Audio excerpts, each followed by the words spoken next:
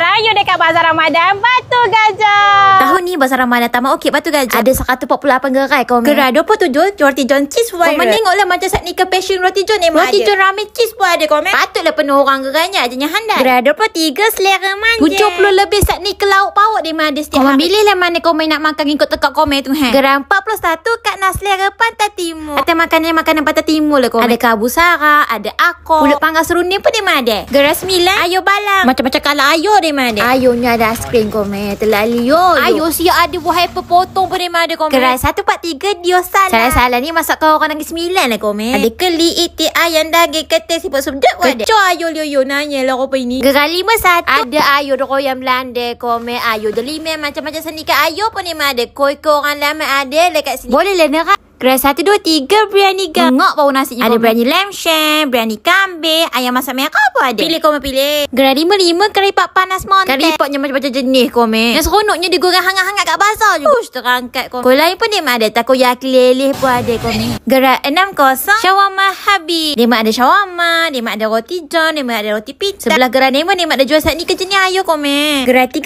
dia ada jual ikan bakar komen. Pari bawah siaka cecaru telepia kerang. Dan dia ada jual kuih mochi. Kau orang Jepun anak juga memenuhnya. Gerai 17 ayam goreng. Anak kanak komen yang nak makan cucuk-cucuk tu boleh lah beli. Angka ayam yang besar ni komen RM5 je. Gerai nombor 5 nasi kabu soraya. Nasi dagang pun ada komen gula-gulanya macam saat ni ke. Ini yang paling sedap ni komen. Ni celup ada komen. Gerai 74 nasi Arab dan nasi Pakistan. Lauknya kau memilih lah. Ada kambing, ada ayam, ada daging bakar. Acah buah pun ni ada komen. Gerai nombor 1 Elawati. Masakan Negeri Sembilan dan masakan kampung. Ada pucuk ubi tepoyo. Nyando. Belah tepinya pula ni ada jual ayo aiskrim ni menjual komen. Gerai 133 ayam golek percik Ciko. Macam-macam jenis saat ni kat ayam percik ni ada komen. Yang power tu komen tang kuah perciknya. Sebab itulah ramai orang beratur beli komen. Bazar Ramadan yang tak relate komen. Pukul 6 orang kopi apa ke lagi ha. Ate komen.